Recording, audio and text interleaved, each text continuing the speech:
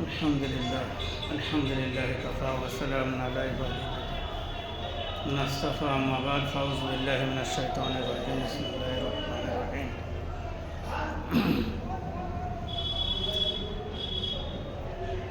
والذين هاجروا في الله من بعد ما ظلموا لننبئنهم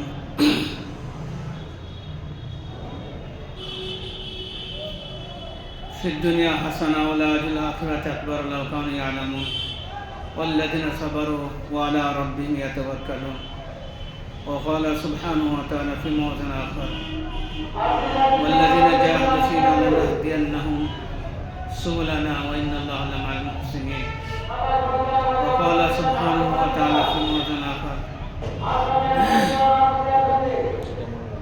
ولنبلونكم بشيء من الخوف والجوع ونقص من الأموال والأنفس والثمرات وبشر الصابرين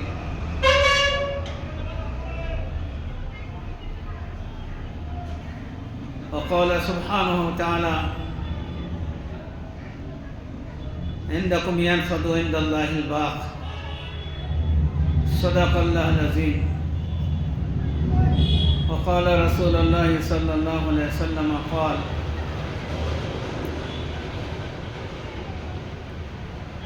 إذا عزمت أمتي الدنيا نزهت منها هيبة الإسلام وإذا تركت الأمر بالمعروف ونهى عن المنكر حرمت بركة الوحي وإذا تسبت أمتي سقطت من عين الله أو كما قال عليه الصلاة والتسليم আল্লাহ সুবহানাহু ওয়া তাআলার বড় মেহেরবানি দয়া অনুকম্পা তিনি আমাদেরকে জুম্মার দিনে মসজিদে প্রথম আসার তৌফিক দান করেছেন। আল্লাহ তাবারক ওয়া তাআলা ঈমানের পরে সবচেয়ে গুরুত্বপূর্ণ আমল যেটা নামাজ, আর এই নামাজকে দেওয়ার জন্য আল্লাহ সুবহানাহু ওয়া তাআলা দুনিয়ার যত আহকাম, আল্লাহর যে বিধি নিষেধ আদেশ যা কিছু আল্লাহ তাআলা হুকুম করেছেন জিবরাইল আলাইহিস সালামের মারফত আল্লাহ তাআলা 30 পারা কোরআন 6666টি আয়াত জিবরাইল আলাইহিস সালামের মারফতে শুরু থেকে শেষ পর্যন্ত এবং প্রথম আয়াত থেকে শেষ আয়াত দুনিয়ার বুকে আল্লাহ তাবারক ওয়া তাআলা অবতীর্ণ করেছেন। গারে হেরায় কোরআন শুরু হয়েছে, ইকরা বিসমি, আরাফাতের ময়দানে আল্লাহ রাসূলের উপরে মতান্তরে আল ইয়াউমা আকমালতু লাকুম দীনাকুম ওয়া আতমামতু আলাইকুম নি'মাতি ওয়া রাদিতু লাকুমুল ইসলাম দীনা আয়াত অবতীর্ণ হয়েছে, পরিপূর্ণ হয়েছে। কিংবা ইযা জা নাসরুল্লাহ, তো আল্লাহ তাবারক ওয়া তাআলা অবতীর্ণ করেছেন কোরআনে হাকিমকে। তার মধ্যে আল্লাহর যত রকমের আদেশ এবং নিষেধ আছে সেগুলো সব জিবরিল মারফতে আল্লাহ রাসূল পাক সাল্লাল্লাহু আলাইহি ওয়াসাল্লামকে কোরআনে কারীমের দ্বারা ঘোষণা দিয়েছেন। আর এই নামাজের ঘোষণা আল্লাহ তাআলা কোরআনে কারীমের মধ্যে কম বেশি 82 জায়গাতে আলোচনা করেছেন ডাইরেক্ট ভাবে, আর না জানি কত জায়গাতে ইশারাতান আছে। তো আল্লাহ তাআলা নামাজের গুরুত্ব এবং মহত্বটাকে এতটাই বুঝিয়েছেন যে আল্লাহ তাবারক ওয়া তাআলা যখন নামাজকে দেওয়ার সময় হলো, তো আল্লাহ তাআলা নিজের হাবিবকে সরকার মদিনা সাল্লাল্লাহু আলাইহি সাল্লামকে নিজের কাছে ডেকেছিলেন যে বাইতুল্লাহ শরীফে আল্লাহ রসুল আরাম করছিলেন, আর ফেরেশতাদের দ্বারায় জিবরিল আলাইহিস সালাম এসে ওনাকে বোরাকে করে নিয়ে গেলেন। তারপরে মসজিদে আকসা, আর মসজিদে আকসা থেকে আপনার সিদরাতুল মুনতাহা, আর সিদরাতুল মুনতাহা থেকে ইনদা সিদরাতুল মুনতাহা, আর সিদরাতুল মুনতাহা থেকে ফের আরশে আজিম, আর আরশে আজিমে গিয়ে আল্লাহ তাবারক ওয়া তাআলা তিনাকে আসার আগে আলোপ আলোচনার দীর্ঘ সময়ের পরে আসার আগে নামাজ দিয়েছিলেন। এই নামাজটা ছিল আল্লাহর তরফ থেকে হাদিয়া, তোহফা এই উম্মতের জন্য। এবং এই নামাজকে আল্লাহ তাবারক ওয়া তাআলা এবং তার রাসূল মাথা অর্থাৎ মানুষের শরীরের মাথার জায়গায় রেখে দিয়েছেন, আর এর ওপরে প্রতিশ্রুতি দিয়েছেন কামিয়াবি। অন্য রায়াতে আছে যে নামাজ যদি এমন একটা জিনিস, সে যদি নামাজ ছাড়া পৃথিবীতে সমস্ত রকমের ভালো কাজ করে আর নামাজ যদি না পড়ে, তাহলে পরে তার আমলগুলো জমা থাকবে, কবুল হবে না, যতদিন পর্যন্ত সে তওবা করে নামাজ না পড়তে লাগবে। এই জন্যে নামাজিদের, যারা নামাজি হবে তাদের আপনার কষ্ট হবে, দুনিয়ার মুখে পরীক্ষা হবে। ইমানদারদের, নামাজিদের, সাহাবায়ে কেরামদের যুগে যুগে এবং প্রত্যেকটা নবী তার অনুচরদের সাথে আল্লাহ তাবারক ওয়া তাআলা পরীক্ষা নিয়েছেন। আর বিনা পরীক্ষায় পাশ করলে পরে মজা আসে না। দুনিয়াতেও আছে, যদি কোনো ছেলে বলে আমি ফার্স্ট হয়েছি, তারপরে পরীক্ষা হয়েছে, তো পরীক্ষা হয় না, আমায় বলতে তুই ভালো ছেলে পড়ছে, তো কেউ গুরুত্ব দেয় না। কিন্তু পড়াশোনা করে ভালো করে যদি পরীক্ষা দেয়, আর পরীক্ষা সে যদি খুব পরিশ্রম করে আর তারপরে সে ফার্স্ট হয়, তারপরে সে পাশ করে, তাহলে পরে তার গুরুত্ব সে নিজেও বুঝতে পারে, তাকেও ভালো লাগে, আর পরিবেশের আত্মীয় স্বজন সবাই তাকে সাবাসী দেয় যে না, ছেলেটা খুব পরিশ্রম করেছে। আল্লাহ সুবহানাহু ওয়া তাআলা ঠিক তাই আমাদের সাথে, আমরা যে জান্নাতি আর আমাদেরকে আল্লাহ তাআলা জান্নাত দেবেন, তো দুনিয়ার বুকে যাদেরকেই আল্লাহ জান্নাত দেবেন ওয়াদা করেছেন, তাদের সাথে আল্লাহ পরীক্ষা নিয়েছেন। আর পরীক্ষা থেকে যারা আসল মুমিন হবেন, মুসলমান হবে, তারা পরীক্ষা থেকে ঘাবড়াবে না, কেন তাদের পরীক্ষার সময় ঈমান বাড়ে। যেন পরীক্ষার সময় ভালো ছেলেদের পরিশ্রম বেশি হয়, তা সে সেটাকে খারাপভাবে নেয় না, বরং খুশি মনে সে একটা কিছু স্ট্যান্ড করো বলে পরিশ্রম করে, তার পরিশ্রম করাটা তার জন্য ভালো লাগে। কিন্তু যারা পরিশ্রমী হয় না, যা নিজের ব্যাপারে এত দুর্বলতা আছে যে আমার কি হবে তার ঠিক নাই, তার পড়া সম্পর্কে দুর্বল আছে, তার একিন দুর্বল আছে, তার মেহনত করার ক্ষমতা নাই, তার সঠিক জায়গায় সে পৌঁছাতে পারবে না বলে তার দুর্বলতা, সে নিজে তো খারাপ হয়, তার সাথে সাথে যারা ভালো ছেলে হয় তাদের খারাপ করার চেষ্টা করে। এটা হলো দস্তুর, এটা হলো নিয়ম। তো দুনিয়ার বুকে যে সমস্ত মানুষ আছে সারা পৃথিবীতে, আল্লাহ তাবারক ওয়া তাআলার যে নামাজি মানুষ, আল্লাহর বড় প্রিয় পাত্র। এরা পরীক্ষা দেওয়ার জন্য প্রস্তুতি নিচ্ছেন। নামাজি অ্যাকচুয়ালি দুনিয়ার বুকে থেকে প্রস্তুতি নেয়, আর এই প্রস্তুতি যারা নেয় তাদের উপর কষ্ট হয়, তাদের উপর কষ্ট আসে, সময় দিতে হয়, শ্রম দিতে হয়, বুদ্ধি লাগাতে হয়, তার একটা টেনশন থাকে যতদিন পর্যন্ত পরীক্ষা না হচ্ছে, পরীক্ষার ফলাফল যতদিন না বার হয় ততদিন পর্যন্ত সে মনে হেমাত থাকে, নেহেমাত থাকে, ততদিন পর্যন্ত সে লেগে থাকে যে আমাকে ওই সময় পর্যন্ত আমাকে পরিশ্রম করতে হবে, হাত্তা ইয়াতিয়াকাল ইয়াকিন, যতক্ষণ পর্যন্ত আমার মৃত্যু না হবে। আমার মৃত্যুর সময় পর্যন্ত, যে মৃত্যু হয়ে গেলে পরে ফয়সালা আল্লাহর হাতে চলে গেল, আমার এইটুকুই করণীয় ছিল, যতটুকু আমার যে সময় পর্যন্ত মৃত্যু না হবে। মৃত্যু হওয়ার পরে মানুষ দুনিয়ার মুখ থেকে কবরে চলে যাবে, কবর থেকে আপনার হাসর পর্যন্ত অনেক লম্বা সময় পাবে মানুষ, কিন্তু তার তুলনায় দুনিয়ার জীবন অতীব সংকীর্ণ। ওখানে কোনো ঝঞ্ঝাট থাকবে না, তো ওখানে কোনো মানুষ যদি চায় ইবাদত করব, তো সে ইবাদত করতে পারবে না, না তার ইবাদত আল্লাহ চান, না সে ইবাদত কবুল হবে, না করতে পারবে, না করার হুকুম আছে। ইবাদত শুধু দুনিয়াতে, আর দুনিয়ার পর থেকে যে জীবনে শুরু হবে ওটা আয়েশ করা, আরাম করা। এটা খুব গুরুত্বপূর্ণ বিষয়। যারা বুঝবে, যারা বুঝেছেন, তারা এই বোকামিটা কোনো সময়তেই করবে না।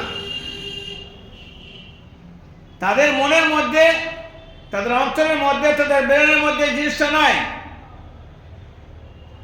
যে মরার আগে পর্যন্ত যে মেহনতটুকু এইটাই হলো আসল, আর এর উপরে ভিত্তি করে আমার জীবনযাপন হবে শুরু। অতএব কবরের জীবনই হোক, আর মাহশর হাসরের ময়দানের জীবনই হোক, আর তারপরের জীবনই হোক, এ তিনটি ধাপ আছে। প্রথম হলো মৃত্যুর পরে বারজাখ কবর, তারপরে কবর থেকে ওটা মাহশরের দিন, যতক্ষণ পর্যন্ত হিসাব না হচ্ছে, তারপরে হিসাবের পরে কোন দিকে যায় সে একটা দিক। এই তিনটি দিক আছে। এটা পর্যন্ত যে একটা লম্বা সময়, তারপরে যেখানে যাবে সেখানে তো আবাদান আবাদান জিন্দেগি আছে। সেই তুলনা করলে পরে দেখা যাবে যে ওখানে আমরা কোনো কিছু আমল করতে পারবো না।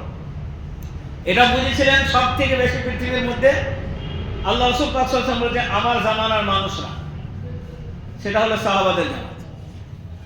সেই প্রেক্ষাপটে আমি একটা আয়াত পড়েছি যে তিনাদের ওপরে, অর্থাৎ মুসলমানদের ওপরে, নামাজিদের ওপরে, দিনদারদের ওপরে প্রত্যেকটা যুগে যুগে আপনার কখনো জাতির তরফ থেকে, কখনো বিজাতির তরফ থেকে, কখনো আল্লাহ তার অসুস্থ দিয়ে, কখনো তাকে বেশি সুখের সামগ্রী দিয়ে, কখনো দুঃখ দিয়ে, বলেন আল্লাহ পরীক্ষা করবেন, পরীক্ষা করেছেন। কিন্তু এই জিনিসগুলো, সিম্পটমগুলো, এই থিওরিগুলো যদি জানা থাকে তাহলে সে হতাশ হবে না। হতাশা ইসলামের মধ্যে আর মুসলমানদের জন্য, ইমানদের জন্য হতাশা কোনো চিজই নাই। হতাশা নাম বলে নাই। লা তাকনাতু মিন রাহমাতিল্লাহ ইন্নাল্লাহা ইয়াগফিরু যুনুবা জামিআ ইন্নাহু হুয়াল গফুরুর রহিম। হতাশা ইসলামে নাই। যাদেরকে তাকদীর দেওয়া হয়েছে আর যাদেরকে লা তাকনাতু মিন রাহমাতিল্লাহ আয়াত দেওয়া হয়েছে, তাদের হতাশা নাই। থাকলেও কথা মরবে দুনিয়ার বুকে একবার, বারবার মরবে না। বরং সাহাবারা বারবার মরার জন্য অ্যাপ্লিকেশন করেছিলেন, চিন্তা করেছিলেন, আল্লাহকে বলেছিলেন। জাফর বিন আবি তালিব রাদিয়াল্লাহু তাআলা আনহুকে জান্নাতের আপনার সবুজ পাখির আকৃতিতে রাখা হয়েছে। তিনি জান্নাতের বাগিচায় ভ্রমণ করে ঘুরবেন। আল্লাহ জিজ্ঞেস করেন, কে জাফর, তোমার কি ইচ্ছা আছে বলো? ওই জাফর রাদিয়াল্লাহু তাআলা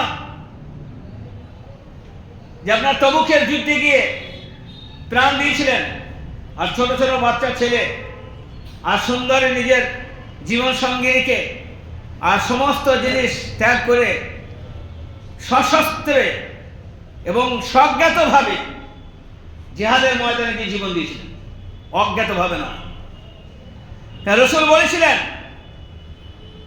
যে যায়েদ কমান্ডার হবে, তা না থাকলে যায়েদের পর আব্দুল্লাহ ইবনে রাওয়াহা, আব্দুল্লাহ ইবনে রাওয়াহার পর জাফর বিন আবি তালিব। তার নেতৃত্ব দিয়ে একটাই কমান্ডার হয়, একের পর এক যখন নাম করছিলেন, তারপরে যদি প্রয়োজন হয় তা সেই সময়কার সাহাবাদের জামাত যাকে নির্বাচিত করবেন। এর দ্বারা সাহাবারা তখনই বুঝে নিয়েছিলেন যে আমাদের শাহাদাতের সুখবর চলে এসেছে। এখান থেকে পিছু হাঁটা আর এখান থেকে মনে ভাবার কিছু নেই। তাই বাড়িতে আলবিদা জানাতে হয়তো জাফর বিন আবি তালিব রাদিয়াল্লাহু তাআলা এসেছিলেন। তিনি জেনেছিলেন যে আমার এটাই শেষ বিদায়। ছেলেরা পিছনের দিকে ঝাঁপাচ্ছিল, ছুটছিল, ছোট ছোট বাচ্চা আব্বু আব্বু করে। তাতে জাফর বলছে, ঘুরে যদি একবার দেখি তোদের মহব্বতের জালে আমি আবদ্ধ হয়ে যাব। শয়তান বারবার কানের কাছে বলছিল, নিজের বাল বাচ্চা আছে, ছোট ছোট বাচ্চা, একবার ঘুরে দেখো, একবার ওদের মুখ পান তাকাও। কিন্তু জলাঞ্জলি দিয়েছিল যে না, আল্লাহর মহব্বত। রাসূল কারীম সাল্লাল্লাহু আলাইহি ওয়াসাল্লাম বলেছেন, লা ইউমিনু আহাদুকুম, তোমাদের মধ্যে কেউ পাক্কা মুমিন হতেই পারে না। লা ইউমিনু আহাদুকুম, তোমাদের মধ্যে কেউ পাক্কা মুমিন মুসলমান হতেই পারে না।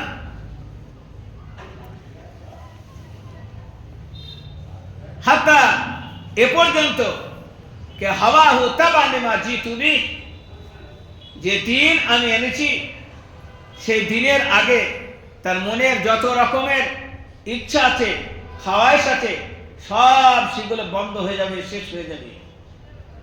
আর প্রাধান্য সে দেবে দ্বীনকে। তো আল্লাহ রসুল পাক সাল্লাল্লাহু আলাইহি ওয়াসাল্লামের এই হাদিস সাহাবারা সযত্নে রেখে আমল করে দেখিয়েছিলেন, তাই জিহাদের ময়দানে চলে গিয়েছিলেন। তো জাফর রাদিয়াল্লাহু তাআলা আনহু কে আল্লাহ জিজ্ঞেস করে, জাফর তোমার কি ইচ্ছা আছে? তো হয়তো জাফর এই কথাই বলেছিলেন যে আমার একটা ইচ্ছা আছে। বলে সেটা কি? বলে সেটা হলো আমাকে দুনিয়ায় পাঠিয়ে দেওয়া হোক, ফের আমি বেদিনদের সাথে মোকাবেলা করে শাহাদত বরণ করে ফের আমি আসতে চাই। যেমন গলা দিয়ে এসেছি ফের গলা দিতে চাই, তারপরে ফের পাঠানো হোক ফের গলা দিয়ে আসতে চাই, ফের পাঠানো হোক ফের গলা দিয়ে আসতে চাই। এটা ইসলামের শান, এটা কারোর নিজস্ব বাহাদুরি নয়। এর মধ্যে এই রকমই উদ্বুদ্ধ করা জিনিস লুকায়িত আছে, এর মধ্যে এমনই আপনার মজা আছে, এর মধ্যে এমন লুৎফ আছে कि जिसको दुनिया जिससे दुनिया डरती है उससे हम तो हंसते हैं, जिसे वो खौफ खाता है हम तो उसे बाजी लगाते हैं। हमें उससे डर नहीं है, हम उसको शहादत के जामे शराब समझ कर पीते हैं। वो पीने दो, शराबी को जैसे शराब पीने में मजा आता है, इनको तो शहादत और खून अल्लाह के रास्ते में देने में मजा आता है। तुम इसको दबाओगे जितना वो उभरेगा उतना, ये दबने से दबता नहीं है। अगर इन कुंतुम मुमिनीन वला तहिनु वला तहजनु वअंतुमुल आलौन इन कुंतुम मुमिनीन, बुज़दिल होता है वो डरता है, ईमानदार होता है वो नहीं डरेगा। दुनिया इसको कितना ही सताए और खौफ दिलाए, दुनिया कितना ही सताए खौफ दिलाए तो ये खौफ नहीं खाता। और हमारे अकाबिरी আমাদের বুজুর্গানে দিনরা এনারাও খওয়া পায়। এ তো সাহাবাদের জামাত ছিল, এ তো সাহাবাদের জামাত। পৃথিবীর প্রথম দিন থেকে শেষ দিন পর্যন্ত ছাঁটাই করা বাছাই করা নবী, আর সেই নবীর ছাঁটাই করা বাছাই করা হলো সঙ্গী আসহাবে কেরাম রিদওয়ানুল্লাহ তাআলা আলাইহিম আজমাইন ছিলেন। এ তো ফুল ছিলেন পৃথিবী, वो चुनिंदा इंसानों में से थे। ताहम के हमारे बुजुर्ग আজকের যুগে আমাদের বুজুর্গ ব্রিটিশ যখন ভারতে এসেছিল তাদের সাথে নিরস্তভাবে যে মোকাবেলা করেছিল, এবং তিনাদের নাম হেডলাইন ইন্ডিয়ান গেটে আজ পর্যন্ত গেলে পরে, যখন মসজিদ ভাঙার পালা চলছে গেলে পরে যারা আমরা মুসলমান তারাও দেখতে পাবো যে কি সুন্দর করে লিপিবদ্ধ করা আছে ইন্ডিয়ান গেটে। 70,000 উলামাদের যারা কমান্ডারি নেতৃত্ব দিয়েছিলেন, কম বেশি 70 জনের নাম সেখানে আজ পর্যন্ত খোদাই করা আছে। আপনি বলবেন এই গল্প তো সাহাবাদের। 1947 সালে ভারতবর্ষ স্বাধীন হয়ে থাকে, স্বাধীনতায় যে রক্ত দিয়েছিল, দিল্লি থেকে সামনের ময়দান পর্যন্ত কোনো গাছ ছিল না যেখানে ওলামায়ে কেরামদেরকে গলায় দড়ি দিয়ে টাঙিয়ে দেওয়া হয়েছিল ভারতকে স্বাধীন করার। তো শাহাদাত আমাদের মেন টার্গেট। যদি কেউ আমাদের রক্ত ঈমান নিতে আসে তা আমরা রক্ত দিয়ে মোকাবেলা করি। যদি কেউ আমাদের ঈমান নিতে আসে তাদের সাথে রক্ত দিয়ে মোকাবেলা করি। যদি কেউ রাসূলের ব্যাপারে কোনো মন্তব্য করে তাদের সাথে আমরা রক্ত দিয়ে মোকাবেলা করি। দিনের সাথে যদি কেউ খেলোয়াড় করে তাদের সাথে আমরা রক্ত দিয়ে মোকাবেলা করি। ওই সময় পর্যন্ত বশ্যতা স্বীকার করি না। এ আমাদেরকে মদিনা ইউনিভার্সিটির সব থেকে এক নম্বরের স্টুডেন্ট কারবালার ময়দানে হযরত হোসেন রাদিয়াল্লাহু তাআলা দেখিয়েছেন। আর মাথা কাটা হয়েছে কিন্তু সিজদা কম হয়নি। আজ পর্যন্ত মুআররিখ হিস্ট্রিম্যান বলতে পারবে না যে কারবালার ওই 10 দিনের ভিতরে এক ওয়াক্ত নামাজ কাজা হয়েছে। যখন জাহানের বাজি চলছিল, খেলা চলছিল, যখন ফোরাত নদীকে ব্যান করা হয়েছিল, যখন পানির জন্য পিপাসা আসগারে আকবর আসগার, কিন্তু সেই মুহূর্ত পর্যন্ত নামাজের খিমার মধ্যে নামাজ কাজা হয়েছে। ইমামে হুসেন রাদিয়াল্লাহু তাআলা আনহুর নামাজ কাজা হয়েছে। हाँ बड़ा बोले ना मस्जिद में ना मंदिर में नमाज इश्क अदा होती है तलवारों पे साया में। ये तलवार तो चलती है इसीलिए दीन को जिंदा करने के लिए, और दीन का शुरू तो नमाज से होता है। इमाम हुसैन क्या बताए, ना मस्जिद में ना मंदिर में नमाज इश्क अदा होती है तलवारों के साए में। अरे मस्जिद में नमाज पढ़ना आसान है, अरे घर में नमाज पढ़ना आसान है। आओ तुम्हें नमाज की जगह हम बताएं, मुसल्ला बताएं कि तलवार हाथ में है और हम मुकाबला कर रहे हैं उनके साथ, दुश्मनों के साथ, और वक्त नमाज का हो गया, उसमें भी नमाज अदा होगी।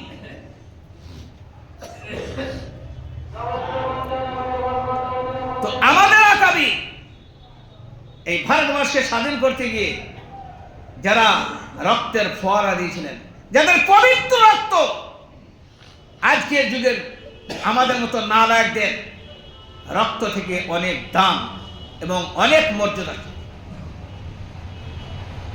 তো সাহাবায়ে কেরাম রিজওয়ানুল্লাহ তাআলা আলাইহিম আজমাইন মক্কার বুকে দীর্ঘ সময় পর্যন্ত কষ্ট দিয়েছে। ওয়াল্লাযিনা হাজারু ফিল্লাহ,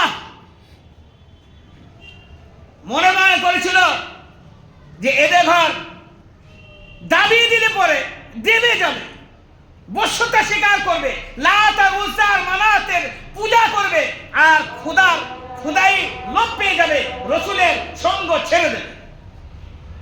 এটা ভেবেছিল বিশ্বনবী সাল্লাল্লাহু আলাইহি ওয়াসাল্লাম যখন দুনিয়ার বুকে এসেছিলেন। কিন্তু বড় পরিতাপের বিষয়,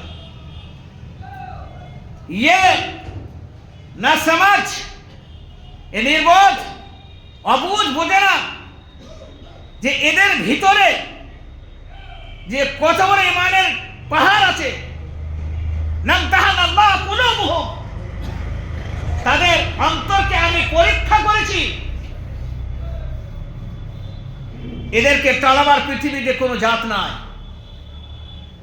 তো সাহাবায়ে কেরাম রিজওয়ানুল্লাহ তাআলা আলাইহি আজমাইনদের কঠোর যখন পরিস্থিতি তৈরি হয়ে গেল, রসুল মক্কাতে আছেন, বললেন আমার প্যারা সাহাবা, লাডলা সাহাবা, আমার অন্তরে মহব্বতী সাহাবা, আজকের এখানকার জমিন অত্যন্ত উত্তপ্ত। ইনশাআল্লাহ আমি হুকুম দিলে সেখানে আসা হবে। এখন এই জমিন, এখন এই বাড়ি ঘর সব কিছু ছেড়ে দেওয়া যাবে, কিন্তু ঈমান ছাড়া যাবে না। সব ছেড়ে দেওয়া যাবে, ঈমান ছাড়া যাবে না। আর এটা ছাড়া নয়, বরং ফের এসে এখানে রাজত্ব করা হবে। কেন কোরআন ঘোষণা দিয়েছে, ওয়াল্লাযিনা হাজারু ফিল্লাহ যুলিমু, যাদেরকে মিন বাদি মা যুলিমু, যাদেরকে উপর জুলম করা হয়েছে, তাদেরকে আল্লাহ রাসূল বললেন হিজরত করো। হিজরত করে হাবশায় চলে গেলেন, হাবশার দিকে। নিজের বাড়ি ঘর, আত্মীয় স্বজন, হযরত ওসমান বিন আফফান রাদিয়াল্লাহু তাআলা আনহু হুজুরের দামাদ, হযরত রুকাইয়া হুজুরের সাহেবজাদি মেয়ে, তো জাফর বিন আবি তালিব, হযরত সালমান বিন আদি, এরকম ভাবে ৮০ জন পুরুষ এবং মেয়ে সম্মিলিতভাবে হিজরত করলেন। কিন্তু আল্লাহ বললেন, ওয়াল্লাযিনা হাজারু ফিল্লাহ মিন বাদি মা যুলিমু লানুনাব্বিআন্নাহুম ফিদ দুনিয়া হাসানা ওয়া লাযুল আখিরাতি আকবার লাউ কানু ইয়ালামুন ওয়াল্লাযিনা সাবারু ওয়া আলা রাব্বিহিম ইয়াতাওয়াক্কালুন। আল্লাহ ঘোষণা দিলেন, আমি বাড়ি ছাড়া আল্লাহ নয়, আমি শুধু পরীক্ষা করছি একটু তোমাদেরকেও আর ওদেরকেও একটু দেখছি। আমি পরীক্ষা করি ইমানদারদের, সর্বসম্মতি। আমরা পরীক্ষা দেওয়ার জন্য এসেছি, না এখানে ছিলাম না থাকবো, এখানে ছিলাম না থাকবো, যেখানকার ঢেউ সেখানে চলে যাবো। আল্লাহ তাবারক ওয়া তাআলা সাহাবাদের বললেন আপনি হিজরত করুন। সাহাবারা হিজরত করলেন, সব ছেড়ে দিলেন। বাড়ি নিবি নে, গাড়ি নিবি নে, জমি নিবি সব নে, আল ভেঙে সমান করে দে, বাড়ি ভেঙে সমান করে দে। যদি আল্লাহ থাকে তো ফের পুনরায় বেশে, তবে তোর সাথে আমার সাথে ছেড়ে থাকবে, ওটা থাকলো আমার নামে। আল ভেঙে দিলে পরে, ঘর ভেঙে দিলে পরে জায়গা তোর হবে না। সাহাবাদের যেরকম ভাবে কোরআনের পাতায় পাতায় লেখা আছে, ভারতবর্ষের ইতিহাসে ব্যান করে দিলে পরে পাতায় পাতায় ভারতবর্ষের মুসলমানদের আশরাফুল্লাহ খান, ফজলুল খান, ওবায়দুল্লাহ সিন্ধি, হোসেন আহমদ মাদানী, মাহমুদ মাদানী, তাদের নাম ইন্ডিয়ান গেটে এ পর্যন্ত আছে। সে নাম এখনো বুঝতে পারেনি। মসজিদ ভাঙার আগে ইন্ডিয়ান গেটের নামগুলো ভাঙা দরকার ছিল।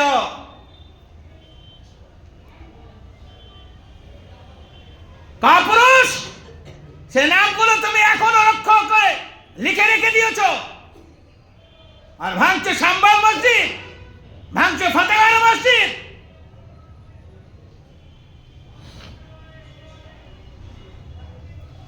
खुद चोर कोतवाल को डांटता है,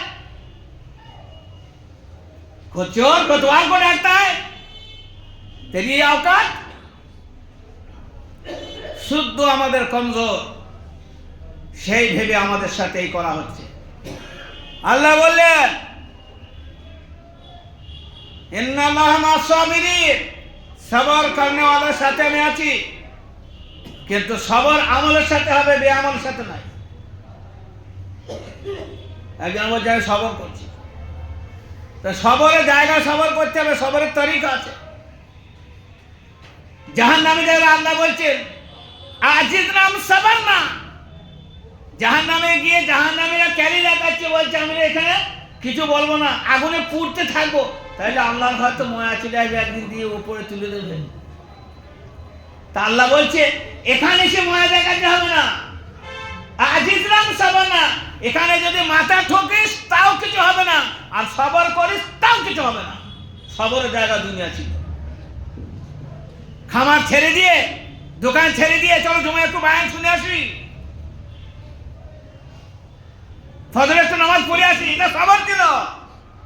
ঘুম থেকে সবর, ইনকাম থেকে সবর, দোকান খোলা থেকে একটু সবর, দোকান বন্ধ করে একটু সবর, মাঠ থেকে উঠে নামাজ দিকে আসা একটু সবর। এ সবর তো করেনি। জাহান্নামে গিয়ে বলছে আমি জ্বলবো, যে সবর করলে আল্লাহ ময়া করবে। আল্লাহ বলছে ওখানে জ্বলারই জায়গা, ওখানে পৌঁছে গেছি, সবার সবর কিসে? সবর করার মাথা চুম্বন। আমি আল্লাহ তোর দিকে তাকাচ্ছি না। তো আল্লাহ সুবহানাহু ওয়া তাআলা ঘোষণা দিলেন সাহাবাদের, যাও। হাবশায় চলে গেলেন, হাবশায় থাকলেন সাহাবারা। আখির আল্লাহ রসুল হিজরত করলেন। আল্লাহ বললেন আমি কোথায় যাব? রসুলকে বললেন আপনি ইয়াসরাব, মদিনায় চলে আসো। কাউকে এখানে, কাউকে সেখানে আল্লাহ রসুল পাঠিয়ে দিয়েছেন। রসুলকে বলছেন, রসুল কে ইয়ামানের দিকে বলছেন, কেউ মিশরের দিকে বলছেন, কে মুলকে শামের দিকে বলছেন। আল্লাহ রসুল বলছে আমি কোন দিকে যাব? কিন্তু এত এখানে থাকার মতো পজিশন নাই। খোদ আল্লাহ বলছে কিছুদিন ওদের ঘরে একটু ঢিল দিয়ে দেওয়া যাক, ওরা একটু ভাবুক, হামচুদি গায়ে দিস, আমার মতো কেউ বাদ নাই, আমি সবাই সর্বা, তো ওকে একটুখানি রাজত্ব করতে দাও দুদিন, আপনি চলে আসুন মদিনার দিকে। তো মদিনার দিকে আল্লাহ রসুল চলে গেলেন, আবার সব সাহাবাকে ডেকেলেন মদিনায় ডেকে। তো সাহাবা বললেন, আল্লাহ রসুল বলেন লানুনাব্বিআন্নাহুম ফিদ দুনিয়া হাসানা, যারা হিজরত করেছিল, ওয়াল্লাযিনা হাজারু ফিল্লাহ, যারা হিজরত করেছে আল্লাহর জন্য, তাদের জন্য আমি ওয়াদা করেছি আল্লাহ যে সুন্দর থেকে সুন্দর জায়গা দেব। সারা পৃথিবীর মধ্যে সব থেকে যদি দামি শহর থাকে সেটা হলো মদিনাতুল মুনাওয়ারা। সাহাবাদের মদিনা জায়গা দিয়েছে, সাহাবাদের মদিনা জায়গা দিয়েছি যে নবীকে জিয়ারত করলে পরে বলা হয়েছে মাদারা কবরি ওয়াজাবাত লাহু শাফাআতি, যে নবীর কবর জিয়ারত করবে তার জন্য সুপারিশ ওয়াজিব হবে আল্লাহর রাসূল, আর যার জন্য আল্লাহর রাসূল সুপারিশ করবে তার জন্য বিনা হিসাবে জান্নাত ফয়সালা হবে। সাহাবাদের জামাতকে আল্লাহ মদিনায় দিলেন, বলে আমি এই মদিনা শহরকে তোমাদের জন্য নির্বাচিত করলাম। কেউ ছিল ফার্সির, কেউ ছিল এখানকার, কেউ ছিলেন সেখানকার, কিন্তু শহর চয়েস করা হলো মদিনা। লানুনাব্বিয়ান্নাহুম ফিদ দুনিয়া হাসানা, দুনিয়া তাদের হাসানা মানে সব থেকে ভালো। যে ঘর ছেড়েছিল সে ঘর থেকে ভালো ঘর, যে শহর ছেড়েছিল সে শহর থেকে ভালো শহর, যে সঙ্গী ছেড়েছিল সে সঙ্গী থেকে ভালো সঙ্গী, যে খাবার ছেড়েছিল সে খাবার থেকে ভালো, যে পোশাক ছেড়েছিল সে পোশাক থেকে ভালো, যে আবহাওয়া ছেড়েছিল সে আবহাওয়াটা ভালো। যেখানে রাসূল সেখানেই জান্নাত। এবং এক একটা সাহাবাকে এক একটা এলাকার গভর্নর করছে। হযরত ওমর ফারুক যার দবদবা আজ পর্যন্ত এক একটা এলাকায় এক একটা সাহাবাকে ওয়াক্তের গভর্নর করে দিয়েছেন। আর তারপরে দুনিয়া থেকে যাওয়ার আগে জান্নাতের সুখবর দিয়েছেন, বলেছেন রাদিয়াল্লাহু আনহু রাজওয়ান। তো যারা দুনিয়ার জন্য নিজেকে ভাববে যে আমি আসিনি আর আখিরাতে আমার মেন টার্গেট, তার আমলের মধ্যে যত্নবান হবে। আর যখন আমল তৈরি হবে তখন রক্ত দেওয়ার জন্য তৈরি হয়ে যাবে। আমলের মধ্যে খুবই আছে। সুভাষচন্দ্র যেমন বলেছিল, তোমরা আমাকে রক্ত দাও, আমি তোমাদেরকে স্বাধীনতা দেব। আমার আল্লাহ বলে, তুমি আমাকে রক্ত দাও, দুনিয়ায় তোমাদের আমি বিজয়ী দেবো, আর আখিরাতে তোমাদের সুচ্চ আলাকানা জান্নাতে পৌঁছাবো। ওয়ালা তাহিনু ওয়ালা তাহজানু ওয়া আনতুম আলা আলামিন কুনতুম। চোরের মতো বসে থাকা, মন মরা হয়ে বসে থাকা, বলছো বাবা মা সব মরে গেছে, একটু ব্যবসা লাভ হয়নি, কি মন খারাপ। একটু ঘুম থেকে উঠতে হবে, বলি কি মন খারাপ, বিশাল মন খারাপ। কি হবে? একটু ফজরে উঠতে হবে, এবার কাঁপনে ধরিয়েছে, ফজরে উঠতে বলে, পারছি না গো। কি হয়েছে? কি হয়েছে? কাপড় চোপড় হয়ে যাচ্ছে, পারছি না গো নামাজ পড়তে, ফজরে আসতে পারছি না। আল্লাহ বলে ছাঁটাই হবে, ছাঁটাই। ওই ছাঁটাই না করলে বলতে ভালোটা বলে, আলুর বেলায় ছাঁটছো, পেঁয়াজের বেলায় ছাঁটছো, সব জিনিসের ছাঁটাই ছাঁটি চলছে। আর তোমরা এই সব থাকবে, কচরা को एक तरफ करेंगे, छटाई करेंगे। এই জন্য যদি নিজেকে মনে করা হয় যে আমি এইভাবেই যাই, তাহলে পরে নিজের জীবনকে বরবাদ করার জন্য আল্লাহর যে আহকাম সে ছাড়া যথেষ্ট। আপনি ভাবছেন যে আল্লাহর হুকুম ছেড়ে দিয়ে জীবনযাপন করবো আর দুনিয়াতে শান্তি থাকবো। আল্লাহ বলছেন দুনিয়াতে আল্লাহর হুকুম মানলে পরে বাহ্যিক দৃষ্টিতে তোমাদের ক্ষতি হবে। লানুনাব্বিয়ান্নাহুম ফিদ দুনিয়া হাসানা, কিন্তু আমি প্রতিশ্রুতি দিচ্ছি দুনিয়ায় তোমাদের প্রথম ভালো করব, আর আখিরাতে তোমাদের জন্য আমি আল্লাহ প্রতিশ্রুতি দিলাম জান্নাতুল ফিরদাউস। দুনিয়ায় ভালো, এক একটা শের, এক একটা বাঘের বাচ্চা, এক একটা এলাকা সব থেকে সম্মানী ব্যক্তি আল্লাহ দিয়েছে। আমরা যদি সেটা চাই তাহলে পরে আমাদের পূর্বপুরুষরা এই শাহাদাতের পাক রক্ত দিয়ে ভারতকে স্বাধীন করেছিল বলে তারা রাজত্ব করতে পারছে, নাহলে গোলামের জীবন তো যাপনই করছিল। আবার যদি আমরা সেরকম ভাবে তৈরি হই তাহলে ফের স্বাধীন করে দেব। কিন্তু আমাদের যাদের আজ পর্যন্ত হেডলাইনের নাম আছে, যাদের তাতাজাফা জুনুবুহুম আনিল মাদাজি ইয়াদউনা খাওফা ওয়া তামা, তাদের পার্শ্ব কিন্তু তাহাজ্জুদের সময় পরিবর্তন হতো, পুরো রাত ঘুমাতেন না, সেই সমস্ত লোকদের নাম ছিল। আর তারাই প্রথম ভারতবর্ষে স্বাধীন করার জন্য রক্ত দিয়েছিল। তারা বেনামাজি ছিলেন না, তাহাজ্জুদ কাজা করেন না। আমার জাতি যারা নামাজ পড়ে না তাদের সাথে তো লোক খেলবে।